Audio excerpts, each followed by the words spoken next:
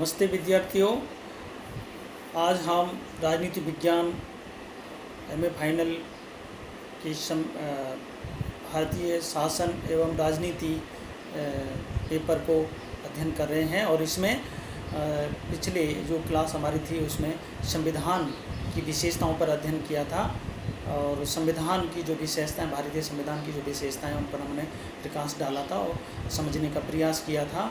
अब हम एक और आगे चल कर के थोड़ा सा ये अध्ययन करते हैं कि भारतीय संविधान की क्या क्या आलोचनाएं की जाती हैं, भारतीय संविधान के बारे में उन पर एक संक्षिप्त में एक प्रकाश डालते हैं, अध्ययन करने का प्रयास करते हैं। तो सबसे पहली जो बात है वो तो ये कि भारत की जो संविधान है उसको हम एक उधार का संविधान कहते हैं। उधार का संविधान यानी कि जैसे हमने संविधान के स्रोतों के संबंध में पिछली क्लासों में अध्ययन किया था और उसमें हमने ये जानने का प्रयास किया था कि भारतीय संविधान में बहुत सारे देशों से अलग अलग चीज़ों को लिया गया है। जैसे कनाडा के संविधान से हमने भारतीय संघवाद की प्रकृति को लिया है, मौलिक अधिकारों को अमेरिका से लिया है, स्वतंत्र न्यायपालिका की व्यवस्था को अमेरिका से लिया है, संसदीय प्रणाली को ब्रिटेन से लिया है, संसद की संप्रभुता को जापान से लिया है और इसके अलावा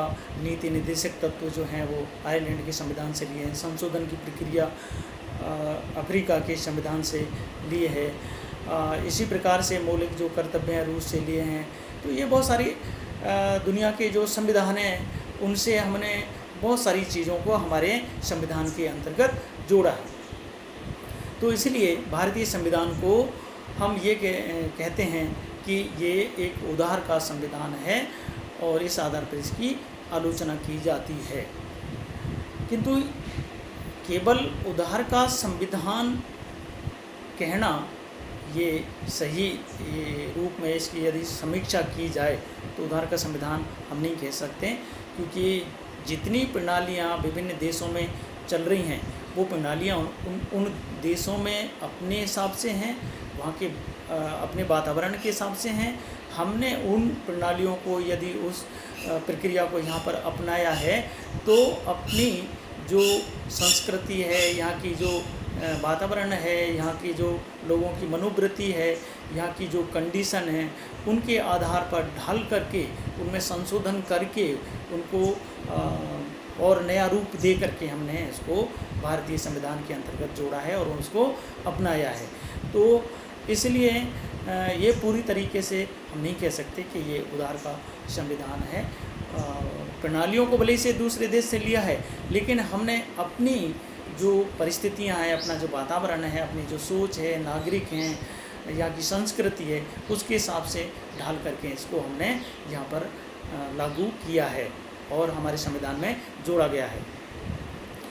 दूसरा एक और आलोचना करते हैं कि 1935 का जो हमारा एक्ट था, ब्रिटिश गवर्नमेंट का जो एक्ट था, उसको अधिकतर को हमने ऐसे कैसे ही अपना लिया है।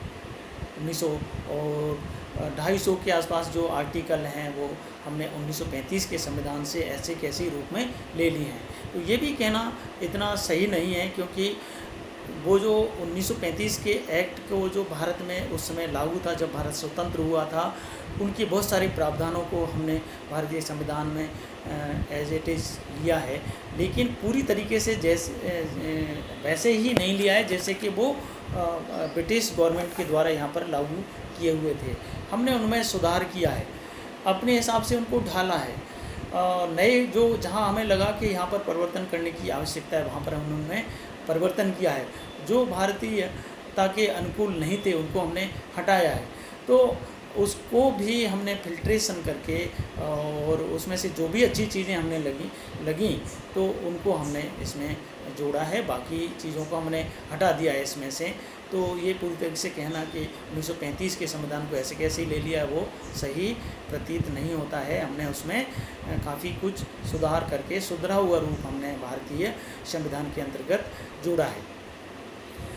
एक और जो इसकी आलोचना की जाती है वो ये कि ये भारतीय जो संविधान है वो भारतीय भावना के अनुकूल नहीं है, ये भारतीयता के विरुद्ध है। ये जो संविधान बनाया, भारत का जो संविधान बनाया, वो भारतीयता के अनुकूल नहीं है। क्योंकि इस पर जैसे हनुमंथैया ने इस पर जो आरोप लगाया वो ये कि हमने कोशिश की वीणा के संगीत को सुनने की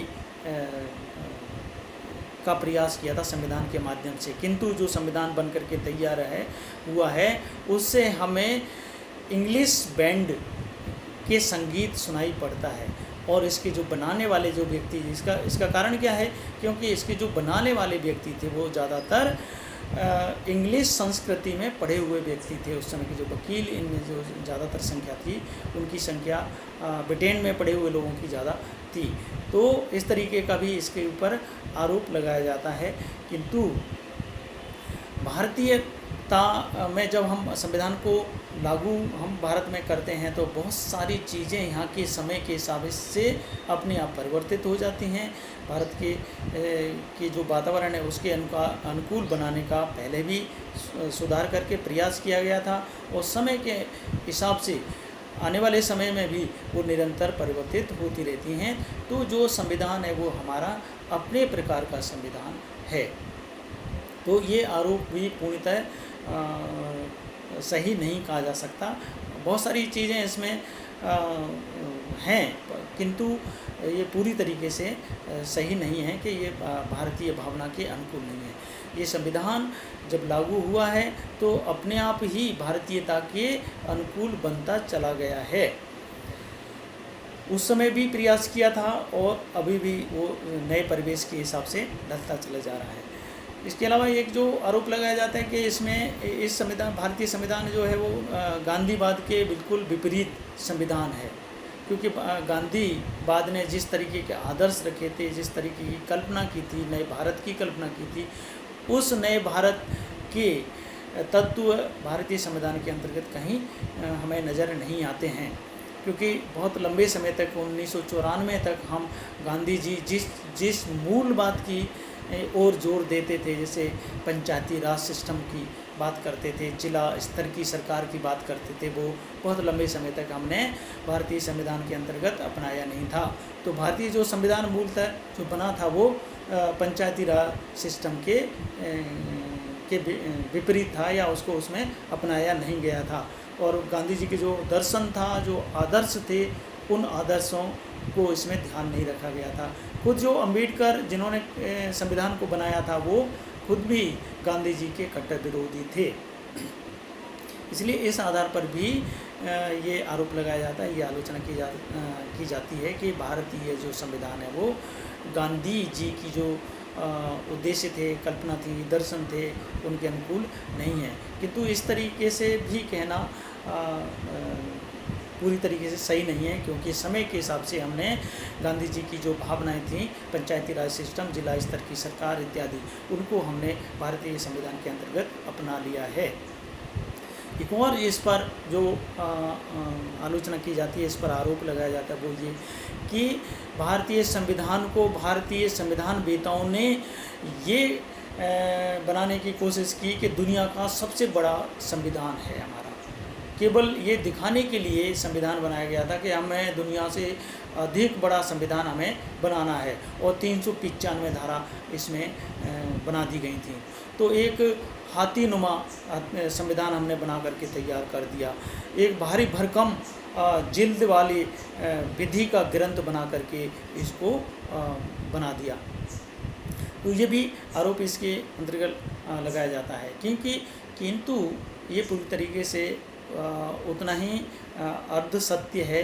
क्योंकि जिस समय भारतीय संविधान बना था उस समय भारतीय लोगों की स्थिति, भारतीय लोगों का विकास, भारतीय लोगों की शिक्षा, ये सब चीज़ें बहुत कम थीं और नामात्र की थीं। और ऐसी स्थिति में यदि हम इसको विस्तृत नहीं बनाते, हर चीज़ का वर्णन नहीं करते, तो निश्चित रूप से ये जो भारत का जो विकास है वो बहुत लंबे समय तक नहीं हो पाता, और हम आज की जो इस स्थिति में है उस स्थिति में नहीं आ पाते। भारतीय लोग जो लोकतंत्र है उसका सही तरीके से अपने अधिकारों का उपयोग नहीं कर पाते। तो इसलिए संविधान को बड़ा बनाना कोई ये इसकी आलोचना का कारण नहीं है। ये तो एक अच्छाई का कारण है कि हमने बहुत जल्दी इसको एक विकास में सहयोगी संविधान हमने बना लिया। एक और ये बात की जाती है कि इतना बड़ा भीमाकाय जो संविधान हमने बना लिया है, उससे वकीलों का स्वर्ग हो गया। वकीलों को रोजगार देता है ये संविधान। और वकील इसके माध्यम से हर व्यक्ति को मुकदमेबाज व्यक्ति बना देना चाहते हैं कोई भी, क्योंकि इसमें से बहुत सारे रास्ते निकल जाते हैं। किसी भी जो संविधान की धारा का उल्लंघन होता है तो उसमें से बचने के भी तरीके बन जाते हैं, और इसलिए हर व्यक्ति न्यायालय के माध्यम से मुकदमा पैदा करना या मुकदमा लड़ना चाहता है। अपने जो गलत चीज़ है उसको भी सही साबित करके या बच के निकलने का प्रयास करने के लिए वकीलों का उपयोग करता है अधिक से अधिक। तो इस तरीके से ये वकीलों को रोज़गार देने वाला, वकीलों का स्वर्ग इसको कहने की भी बात करते हैं। तो बहुत सारी जो चीज़ हैं, जो बुद्धिमान व्यक्ति हैं, वकील हैं, वो इसमें अधिक से अधिक रोज़गार पाते हैं और शब्दों का आडंबर है, इस तरीके की बातें इसके अंतर्गत आलोचना के रूप में की जाती हैं। किंतु ये जब संविधान संक्षिप्त हो तब भी वकील ही उसका इंटरप्रिटेशन करते हैं, और यदि बड़ा है तो भी वकीलों के द्वारा ही इसका इंटरप्रिटेशन किया जाता है। तो ये सारी चीज़ें इतनी सत्य नहीं है। हमारा संविधान हमारे भारत के अनुसार है, और इसमें छोटी मोटी कमियां किसी भी संविधान को जब हम बनाते हैं तो उसमें रहती ही रहती हैं। और कल्पना ये प्रयास ये किया जाता है संविधान वेताओं के द्वारा कि हमारा संविधान सबसे अच्छा है, किंतु आने वाला समय का जो वातावरण होगा उसके ऊपर किसी का भी नियंत्रण नहीं होता है। वो समय के हिसाब से अपने आप परिवर्तन होता है। तो समय के हिसाब से भारतीय संविधान को भी हमें ढालना होता है। धन्यवाद। बाकी बातें आगे करेंगे। Thank you.